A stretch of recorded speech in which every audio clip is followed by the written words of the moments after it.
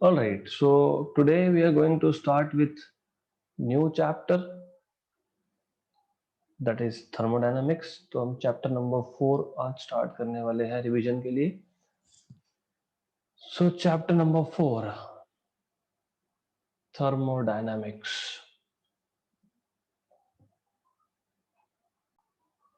Okay, तो basically thermodynamics होता क्या है? It is very simple thing. Thermodynamics is the branch of physics which deals with or which basically involves the study of conversion of heat into work and work into heat. या फिर it basically involves the study of conversion of heat into other forms of energy.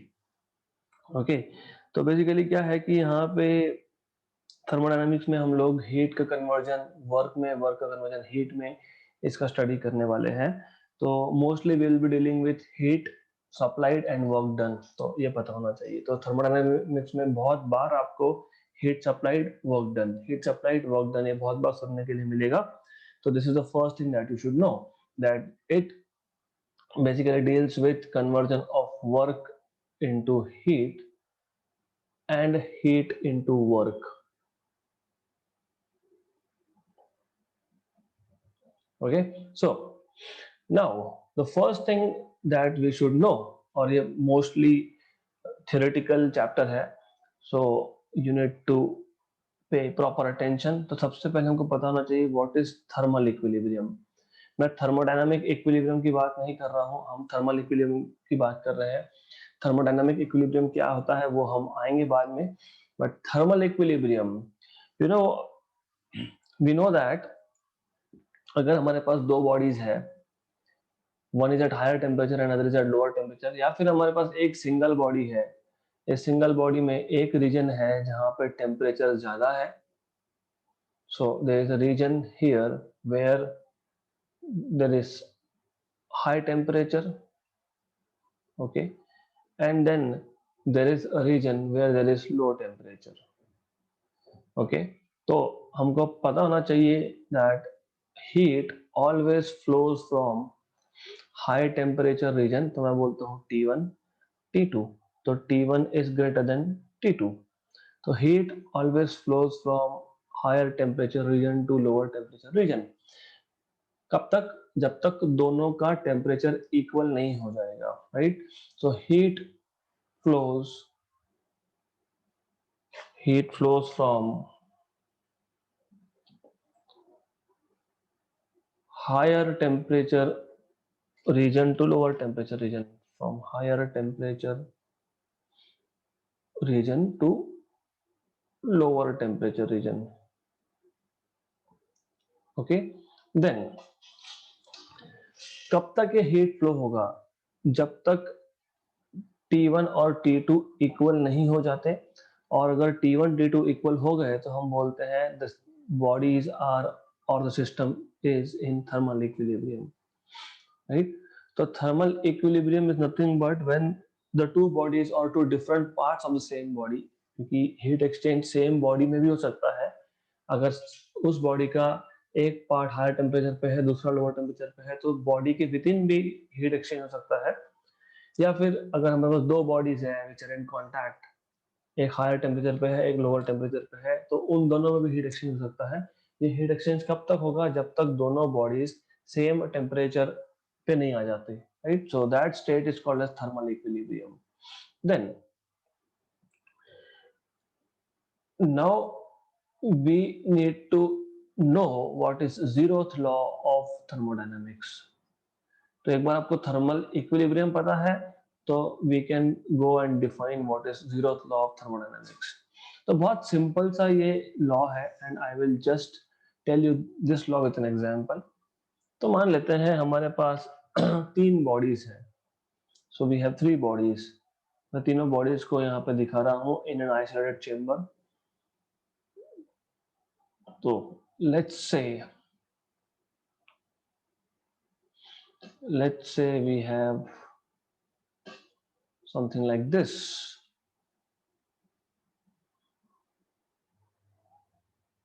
So we have, let us say, body A, body B, and body C. Right. So या फिर system बोल सकते हो आप, system A, system B and system C. Now what is happening here, system A and B they are thermally insulated from each other. मतलब system A और B में heat exchange नहीं होगा. सिस्टम ए और सी में हो सकता है हीट एक्सचेंज, सिस्टम बी और सी में हीट एक्सचेंज हो सकता है. विल डिपेंड कौन सा बॉडी हायर टेम्परेचर पे है, तो heat always flows from higher temperature to lower temperature region, as you already know. तो हमारे पास तीन सिस्टम है, A and B, they are thermally insulated, मतलब heat can not be exchange between them. तो इस केस में क्या है कि इफ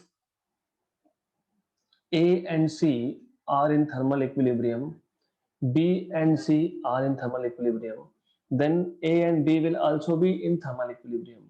भले ही A और B दोनों bodies they are not in direct contact with each other, but if A and C, अगर A और C दोनों thermal equilibrium में है, so if A and C are in thermal equilibrium,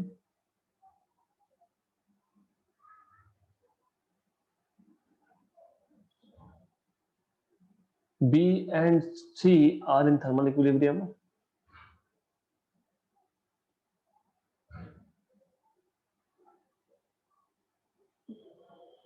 then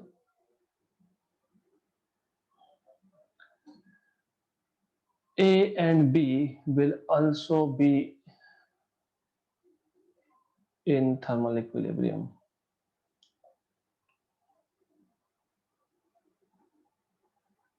okay, तो A और B भी thermal equilibrium में होंगे. तो it is very simple. So you can say if two systems are in thermal equilibrium with the third system, then they are also in thermal equilibrium with each other. तो A और B ये दोनों C के साथ, third system के साथ thermal equilibrium में थे, तो they will also be in thermal equilibrium with each other. Right. So this is zeroth law of thermodynamics. बहुत इजी है, एक्सट्रीमली एक्सट्रीमली इजी है ये. सो next thing that we need to know in thermodynamics is internal energy. Internal energy of the system, normally हम इसको U से denote करते हैं. तो how do we denote this? I mean, what is internal energy? बहुत simple है. देखो, kinetic theory of gases, basically we are learning thermodynamics now, but यहाँ पे kinetic theory of gases का basics लगता है. तो if you remember, kinetic theory of gases के assumptions में हमने मेंशन किया था that all the gas molecules are continuously in random motion. एक तो ये था. Then for ideal gas, for ideal gas the molecules of the gas are not interacting, है ना. तो इंटरैक्शन नहीं है. इंटरैक्शन नहीं है मतलब पोटेंशियल एनर्जी नहीं है. तो you need to understand this. जब हम बोलते हैं कि molecules of the gas are not interacting, मतलब they do not have potential energy, right? So internal energy मतलब अब ये जो गैस मॉलिक्यूल्स है they are randomly moving. So if they are randomly moving they have energy associated with this disordered motion. मतलब random motion के साथ हर एक molecule का एनर्जी एसोसिएटेड है. तो उस सिस्टम में जितने भी मॉलिक्यूल्स होंगे, उस गैस में जितने भी मॉलिक्यूल्स होंगे, उन सारे मॉलिक्यूल्स का एडिशन करोगे तो जो एनर्जी मिलेगा उसको बोलेंगे इंटरनल एनर्जी. राइट. तो बहुत सिंपल है. What we know is we know that every system, क्योंकि हम यहाँ पे प्योरली गैस की बात कर रहे हैं, every system consist of large number of molecules. Internal energy is defined as the energy associated with the random disordered motion of all the molecules of the gas. तो पहले मॉलिक्यूल की energy जितना है, दूसरा, तीसरा, fourth, fifth and so on, इन सारे के सारे मॉलिक्यूल्स का एनर्जी का एडिशन होता है इंटरनल एनर्जी. और इंटरनल एनर्जी ज्यादा हुआ तो टेम्परेचर ज्यादा होता है. So in short internal energy gives you a measure of temperature also. Right. Good. So बहुत सिंपल सा केस था ये. Now what else do we need to know before we start real thermodynamics? What is thermodynamic system? thermodynamic system.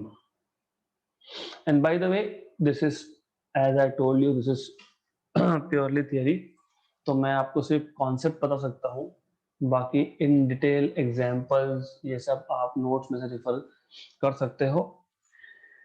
So what is thermodynamic system? तो thermodynamic system is a single object और collection of objects that may form a unit. मतलब single object होगा या तो number of objects होंगे जो एक unit बनाएगा, which can exchange heat with the surroundings. ना? तो thermodynamic system is a system, or thermodynamic system is a system consisting of an object or collection of objects which have the ability to exchange energy in the form of heat with its surrounding. Okay, so thermodynamic system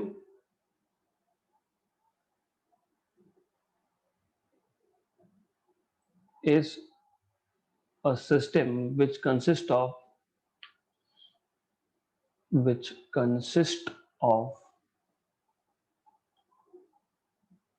an object or collection of objects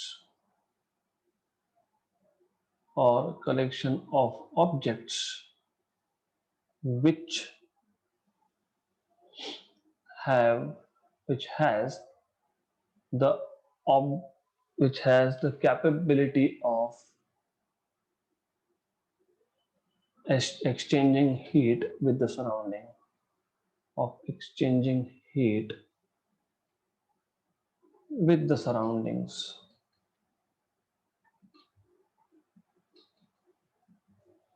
right. और thermodynamic system को हम लोग तीन तरीके से classify कर सकते हैं.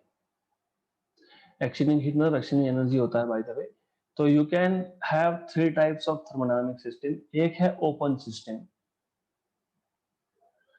अब ओपन सिस्टम में क्या होता है that the system is capable of exchanging energy as well as matter with the surrounding.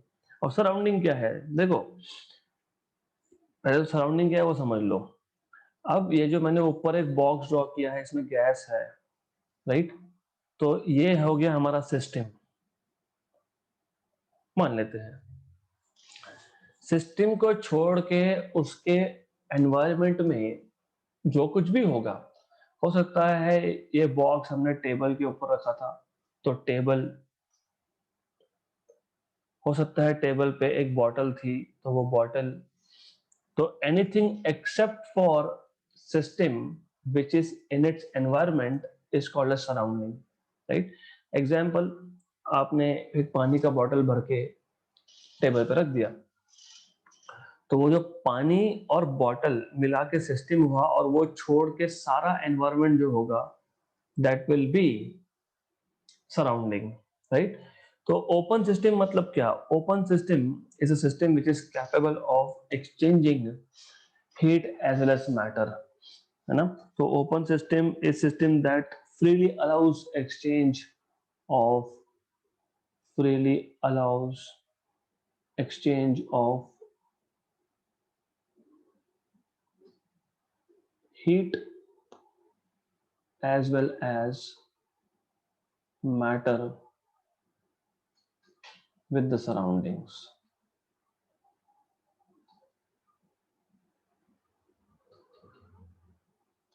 That is called as an open system. दूसरा दूसरा हमारे पास है क्लोज्ड सिस्टम. क्लोज सिस्टम में सिर्फ हीट एक्सचेंज अलाउड होता है, एक्सचेंज ऑफ एनर्जी अलाउड होता है, बट मैटर एक्सचेंज नहीं हो सकता. So it allows only exchange of energy, exchange of heat, but not matter,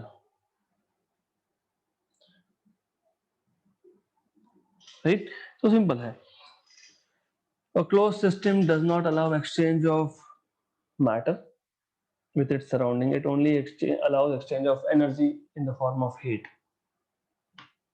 Then you have isolated system. तो isolated system में nothing is allowed to exchange, nor energy, neither energy nor matter. तो isolated system.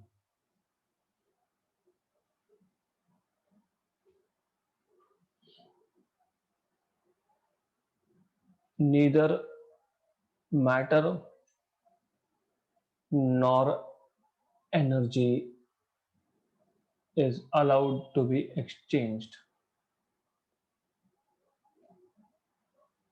Is allowed to be exchanged. Right?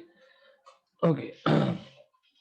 Now this is all about system, thermodynamic system. अब we need to see what is thermodynamic process.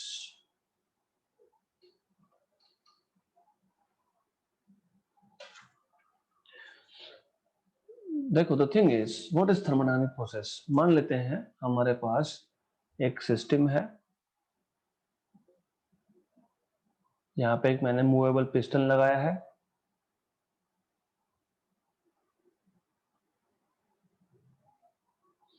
Okay, now this piston can move up and down and let us assume कि यहाँ पे pressure की value थी P, volume था V and temperature था T. Right? अब हमने इस पे एक प्रोसेस किया जिसकी वजह से इसके जो प्रेशर, वॉल्यूम और टेम्परेचर की वैल्यूज चेंज हो गई. जरूरी नहीं है कि सबका चेंज होगा, हो सकता है सिर्फ प्रेशर चेंज हो गया, हो सकता है सिर्फ वॉल्यूम चेंज हो गया, so on so forth. So we have new values of variables. By the way, इनको हम लोग बोलते हैं थर्मोडायनामिक स्टेट वेरिएबल, जो हम देखने वाले हैं. Right? So thermodynamic process is a process in which thermodynamic state of a system changes. तो जब भी प्रेशर, वॉल्यूम, टेम्परेचर की वैल्यूज चेंज होगी, हम उसको बोलेंगे थर्मोडायनामिक प्रोसेस. हो सकता है आपने पिस्टन को नीचे दबा दिया, पिस्टन को आप जब नीचे पुश कर रहे हो तो आप वॉल्यूम डिक्रीज कर रहे हो, मतलब टेम्परेचर चेंज होगा, प्रेशर चेंज होगा, जो भी होगा. राइट? हो सकता है कि हम गैस को एक्सपैंड कर रहे हैं, पिस्टन को ऊपर ले रहे हैं, तो इन that case also thermodynamic state variable changes. So thermodynamic process is a process in which thermodynamic state of a system changes. So a thermodynamic process is a process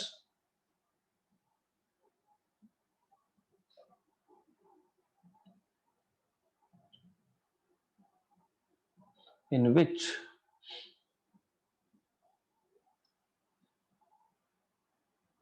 thermodynamic state of a system changes.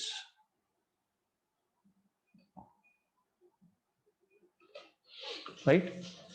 So easy है. What we have learned so far is thermodynamics में we study interconversion of work into heat, heat into work. Basically we study conversion of heat into other forms of energy and vice versa. फिर thermal equilibrium क्या है? हमको पता है heat flows from higher temperature region to lower temperature region. तो heat कब तक flow होगा? जब तक टेम्परेचर सेम नहीं हो जाता. एक बार टेम्परेचर सेम हो गया, then the systems are said to be in thermal equilibrium. Zeroth law of thermodynamics: if two systems are in thermal equilibrium with third system, then they are also in thermal equilibrium with each other. That is zeroth law of thermodynamics. Internal energy from kinetic theory of gases. Assumptions of kinetic theory of gases tells us that gas molecules are continuously in random motion. तो जब gas molecules random motion में है, they possess some kinetic energy. तो हर एक molecule के पास kinetic energy है. ऐसे उस गैस में जितने भी मॉलिक्यूल्स होंगे, सबके काइनेटिक एनर्जी का एडिशन मैं करता हूं, तो that is called as internal energy. Why only kinetic energy? Why cannot I take potential energy into consideration? क्योंकि काइनेटिक थ्योरी ऑफ गैसेस के assumption में ही हमने बोला था आइडियल गैस के केस में that the two molecules of the gas never interact. तो जब भी इंटरेक्शन नहीं है, मतलब पोटेंशियल एनर्जी नहीं है वहां पे. तो बेसिकली ये जो गैस मॉलिक्यूल रैंडम मोशन में है, तो इनके रैंडम मोशन से रिलेटेड जो एनर्जी है उस सब का एडिशन होता है total energy, internal energy of the system, right. अब थर्मोडायनामिक सिस्टम क्या होता है? तो थर्मोडायनामिक सिस्टम मतलब एक सिंगल ऑब्जेक्ट भी हो सकता है, कलेक्शन ऑफ ऑब्जेक्ट्स भी हो सकते हैं, which are capable of or the system is capable of exchanging energy with the surrounding. So a thermodynamic system is a system which consists of a single object or collection of objects which has the capability of exchanging energy in the form of heat with the surrounding. तो हमने तीन type के system देखे। Open system में energy as well as matter exchange allowed होता है, close system जिसमें सिर्फ एनर्जी एक्सचेंज अलाउड होता है, और आइसोलेटेड सिस्टम जिसमें there is nothing can be exchanged, neither matter nor energy. Thermodynamic process matlab it is a process in which thermodynamic state of a system changes. Okay, so now let us look at what is the meaning of heat. What is actually heat? तो heat basically बहुत simple सा एक example लेते हैं हम लोग, और यही एग्जांपल्स मैंने थ्योरी क्लासेस में लिया है। तो let's say we have a table, table के ऊपर एक ग्लास रखा है, और इस ग्लास में let us say there is water filled here, so this glass contains water, let us say. तो ग्लास और वाटर मिला के ये हमारा थर्मोडायनामिक सिस्टम बन गया, और उसको छोड़ के बाहर जो कुछ भी है, जैसे टेबल पे हम लोगों ने रखा हुआ है तो टेबल हो गया, या कुछ और होगा वो होगा सराउंडिंग। तो except for glass and water, everything else is surrounding. Glass and water together form system.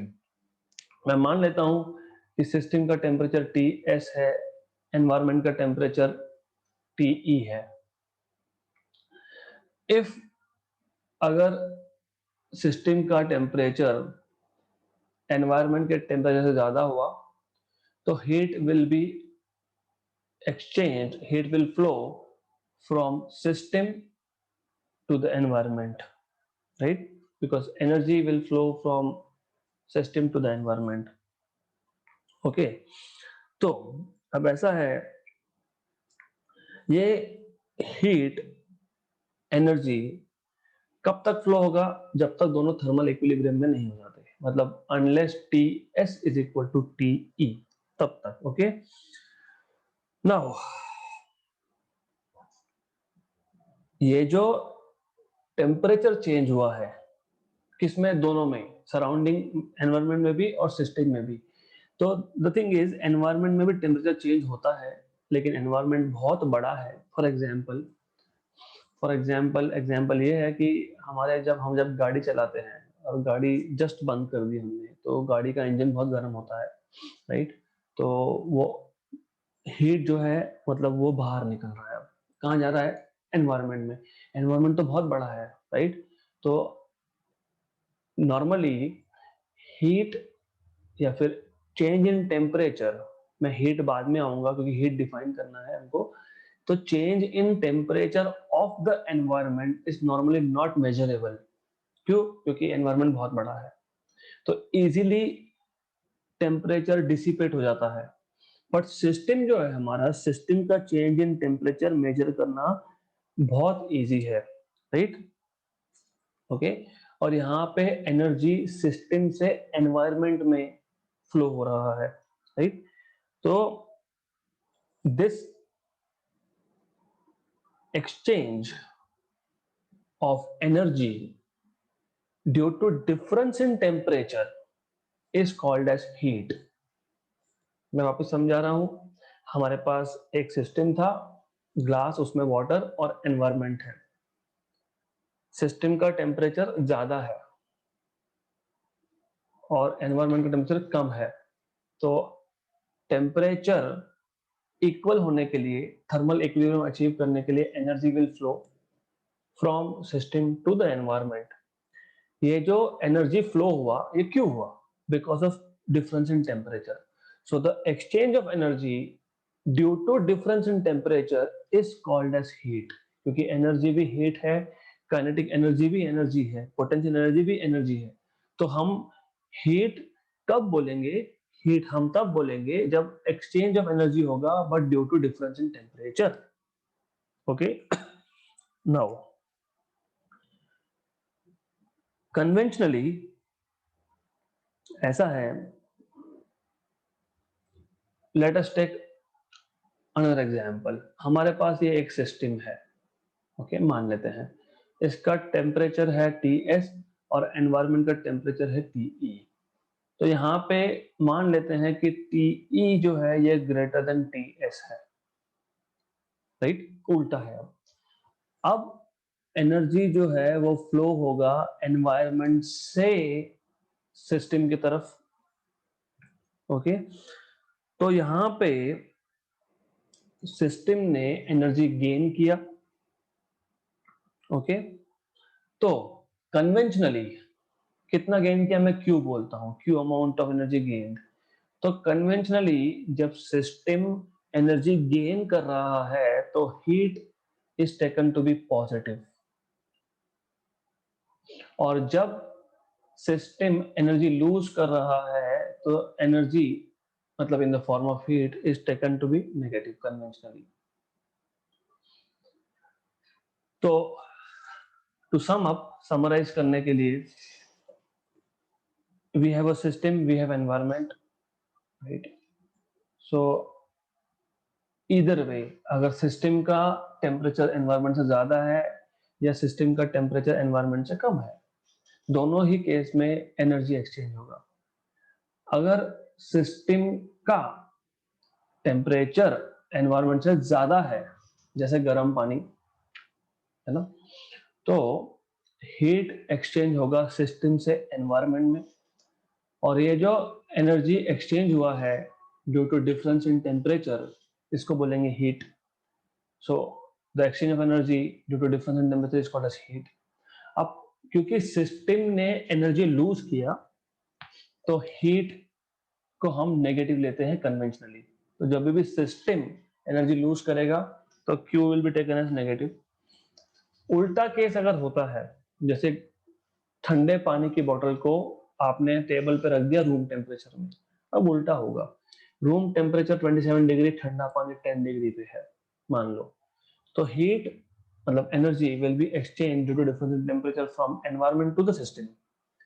तो सिस्टम ने एनर्जी गेन किया, हीट गेन किया, तो उसको हम लिख लेते हैं पॉजिटिव कन्वेंशनली। ओके, तो that's all about heat. Now we need to look at something which is called as change in internal energy। तो देखो, दिस इज अ लिंक। हमने पहले इंटरनल एनर्जी डिफाइन किया, फिर हमने हीट डिफाइन किया, अब हम लोग change in internal energy define करेंगे। ओके, तो इजी है ये, it is a very simple thing. तो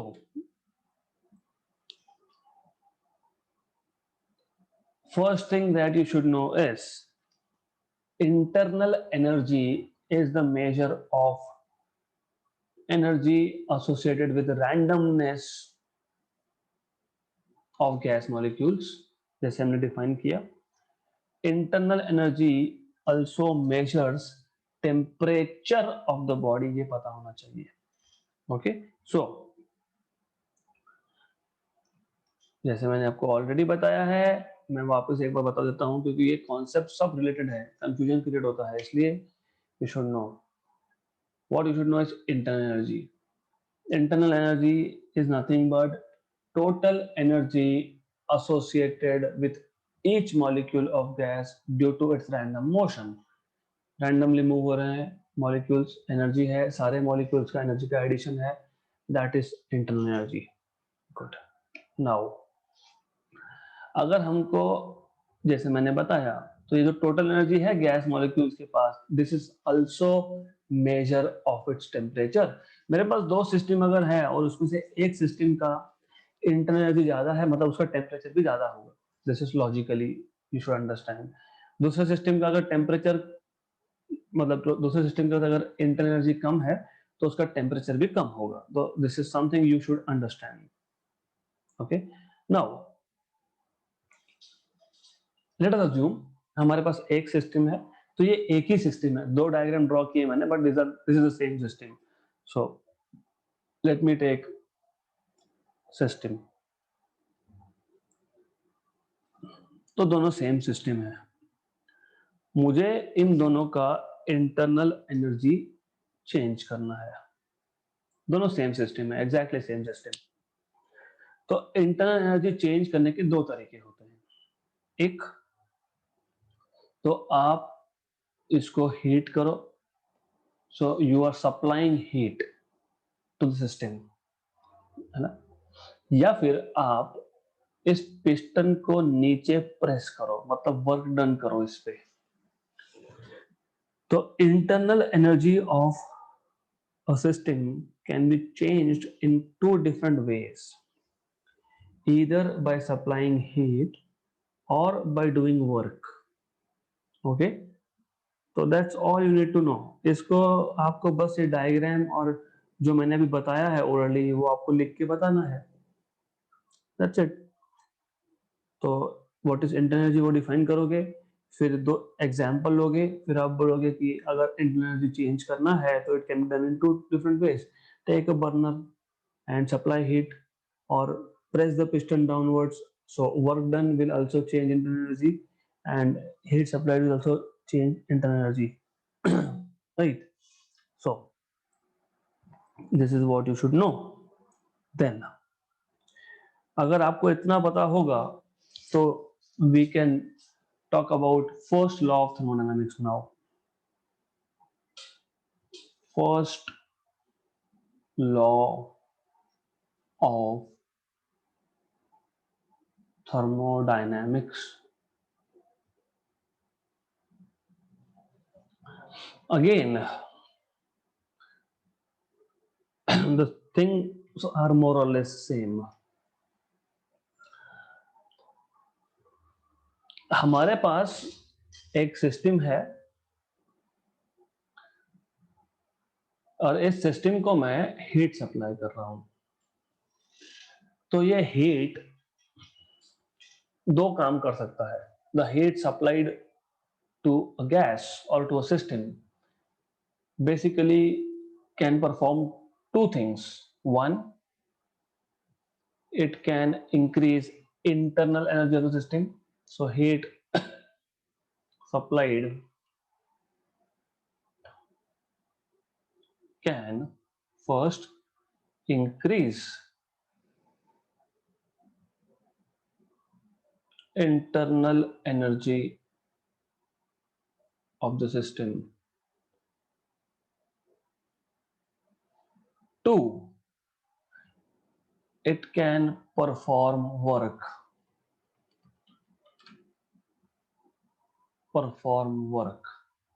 क्यों? क्योंकि जो मैंने हीट सप्लाई किया है वो एक तो सिस्टम का इंटरनल एनर्जी बढ़ा देगा, मतलब डेल्टा यू हो जाएगा. पहले यू था, अब यू प्लस समथिंग है तो डेल्टा यू है.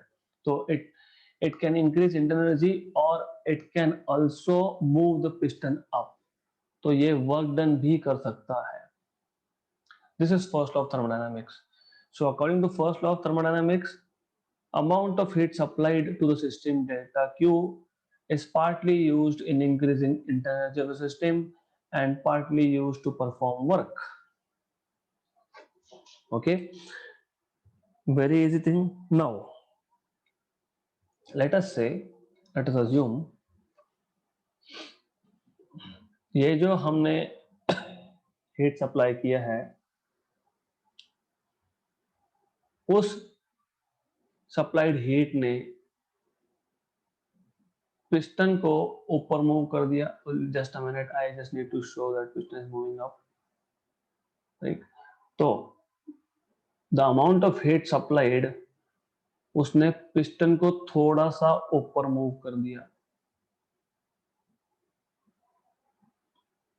कितने अमाउंट से ऊपर मूव किया? dx अमाउंट से ऊपर मूव किया. So this here is dx and this is area A. Okay, heat supplied partially increased internal energy. Partially, it is performing work by moving the piston up by an amount dW. So we know that work done to move the piston by a small displacement is given by force into displacement. तो delta या फिर D stands for small displacement, तो मैं delta ही use कर लेता हूं यहाँ पे।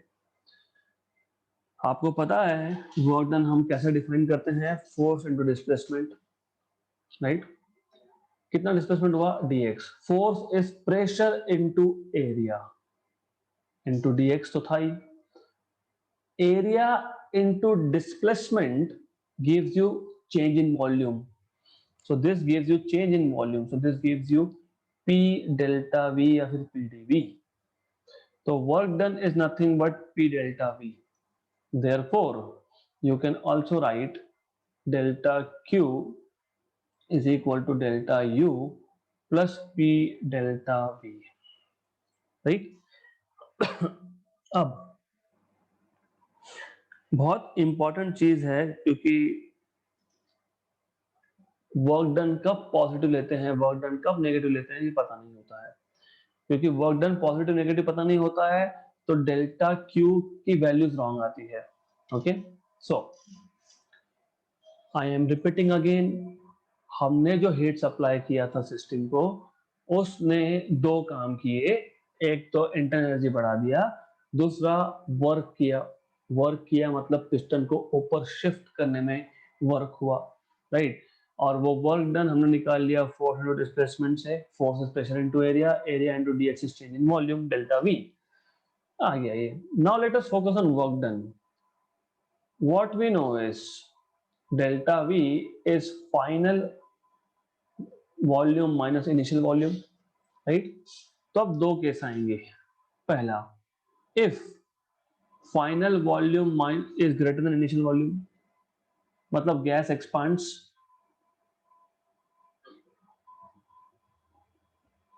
राइट, गैस एक्सपांड हुआ, तो इस केस में delta W which is P delta V, which is P delta V क्या होता है, V final minus V initial, this is positive. क्यों, क्योंकि V final is greater than V initial, gas expand हुआ है, V final is greater than V initial है, तो positive आएगा, तो work done is taken to be positive. तो work done by the gas, ये इंपॉर्टेंट है, बाय द गैस। क्यों, गैस ने वर्क किया पिस्टन को ऊपर धक्का मारने में, तो work done by the gas is taken to be positive. तो ये इंपॉर्टेंट है, ये बहुत कंफ्यूजन होता है, कब नेगेटिव कब positive. So work done by the gas मतलब final volume is greater than initial volume, by the gas है यहाँ पे, is taken to be positive. This is really important. दूसरा case, if delta sorry, if V final is less than V initial, ये कब होगा, जब आप piston को नीचे दबाओगे, है ना। तो gas contracts, volume reduces, decreases, मतलब delta W which is P delta V which is PVF minus VI, बड़े नंबर को छोटे से सब्ट्रैक्ट कर रहे हो तो ये टर्न ये नेगेटिव आता है, दिस इज नेगेटिव। तो जब हम पिस्टन को नीचे दबा रहे हैं तो work is done on the gas, right, therefore work done on the gas is taken to be negative, work done on the gas is taken to be negative, right। तो जब भी वॉल्यूम कम होगा, इनिशियल वॉल्यूम ये basically final volume ये initial से कम होगा, मतलब gas compress हो रहा है, कॉन्ट्रैक्ट हो रहा है, contract is not a correct word but compress is, in that case work is done on the gas, क्योंकि हमने पिस्टन को नीचे दबा दिया, and that is taken to be negative work done. When the gas expands, final volume is greater than initial volume, then the work done is taken to be positive. ये पता होना चाहिए आपको। राइट। तो अगर ये पता नहीं होगा तो then it will basically create confusion. Then we need to know what are thermodynamic state variables.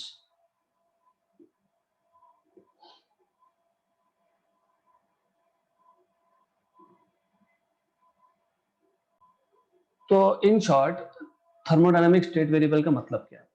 इसका मतलब इतना ही होता है, देखो फॉर एग्जांपल मैंने पहले भी बताया है, हमको जब सॉलिड्स की स्टडी करनी होती है तो there are two different ways in which you can study solids. एक है मैकेनिकल प्रॉपर्टीज, आप उस पर फोर्स लगा रहे हो, कंप्रेस कर रहे हो, फिर elasticity, modulus of elasticity measure कर रहे हो, यंग्स मॉड्यूलस होगा, बल्क होगा, जो भी होगा, तो that is mechanical properties of solids. या फिर आप करंट पास करके देखते हो, इलेक्ट्रिकल प्रॉपर्टीज ऑफ सॉलिड्स, पास हुआ तो गुड कंडक्टर, नहीं हुआ तो बैड कंडक्टर। आपको जब लिक्विड्स का स्टडी करना होता है तो आप विस्कोसिटी की बात करते हो, सरफेस टेंशन की बात करते हो, सो ऑन सो फोर्थ। जब हम गैस की बात करते हैं तो गैस का एग्जैक्ट कंडीशन स्टेट अगर हमको पता करना है तो तीन वेरिएबल्स हमारे पास होते हैं, प्रेशर, वॉल्यूम, टेम्परेचर, उसको बोलते हैं thermodynamic state variable in short. So thermodynamic state variables are the variables which gives state of the system, जो हमको at any instant of time state बता पाए, right, that those are called as thermodynamic state variables. Easy है। अब thermodynamic state variables are those variables which gives us state of a thermodynamic system।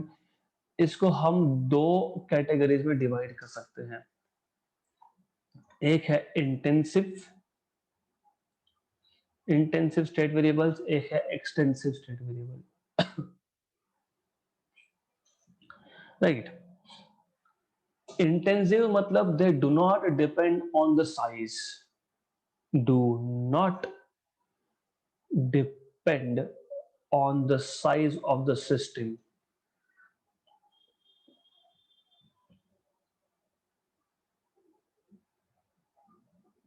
और extensive मतलब they depend on the size of the system।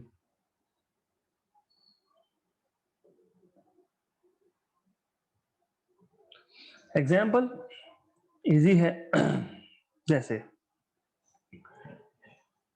मैं एक diagram draw करता हूं यहाँ पे, let us take a container, इसमें गैस है, okay.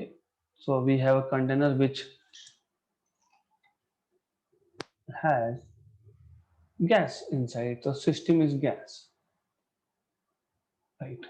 Okay, now this gas has variables pressure, volume, temperature, mass, और क्या हो सकता है, internal energy U, right? These are state variables, okay। now अगर मैंने इस चेम्बर को दो इक्वल हाफ में मैंने डिवाइड कर दिया, if I divide this chamber into two equal halves, right?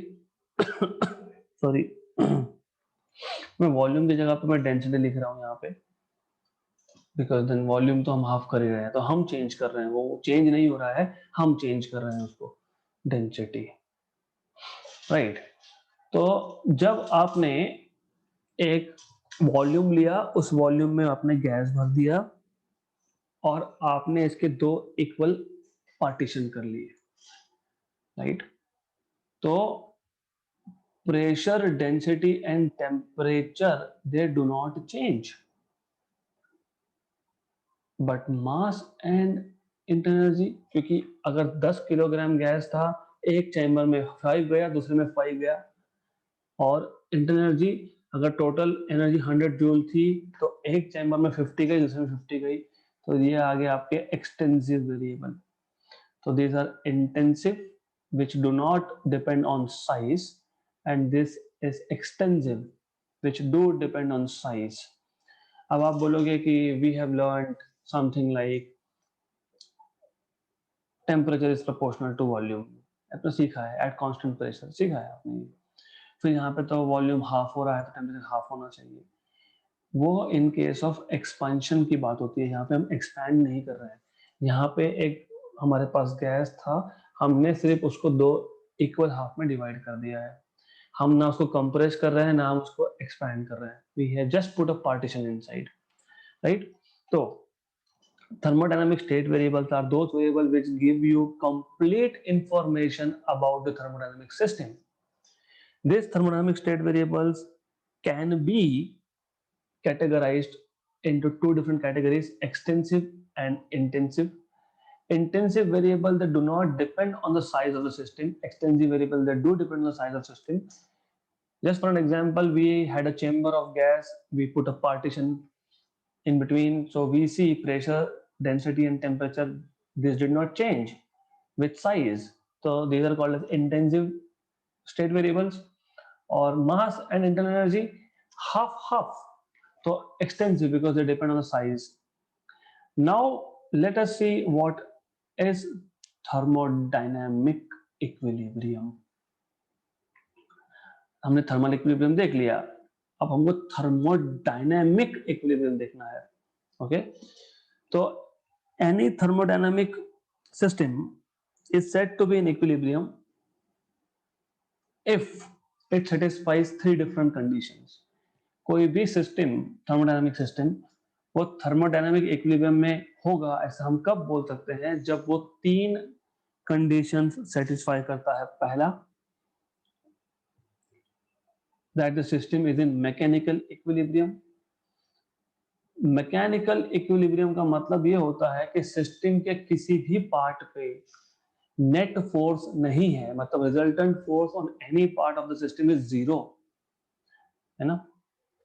या फिर as a system, as a whole, मैं मान लेता हूं मेरे पास ये एक सिस्टम है, इस सिस्टम पे एक फोर्स लग रहा है, बैलेंस्ड नहीं है, तो this system is not in mechanical equilibrium.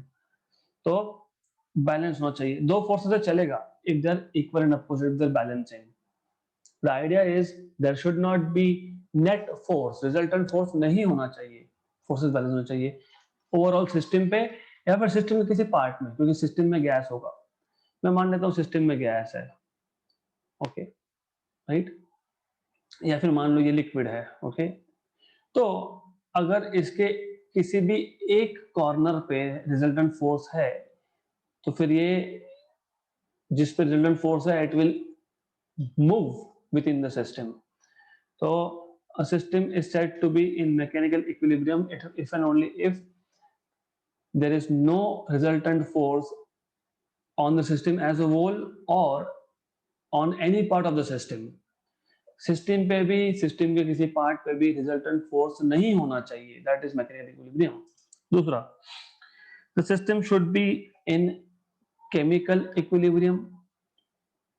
Chemical equilibrium मतलब वहां पे कोई भी केमिकल रिएक्शन नहीं होना चाहिए, right? So a system is said to be in chemical equilibrium when there are no ongoing chemical reactions within the system or there is no net transfer of energy from one part to other part of the system.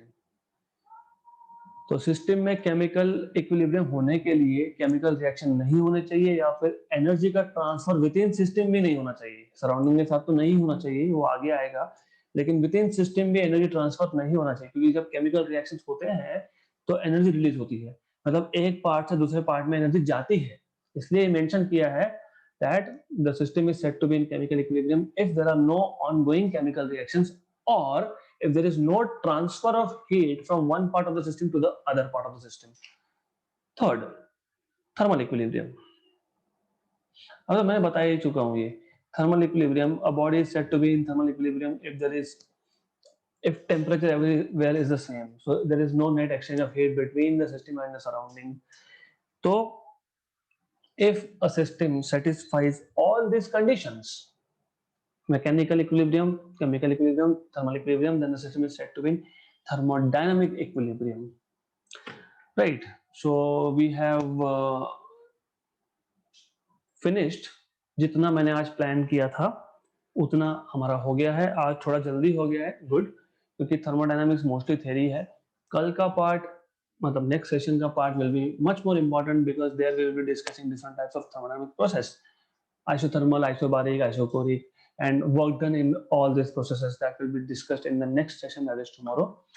So we are meeting tomorrow again for state board revision.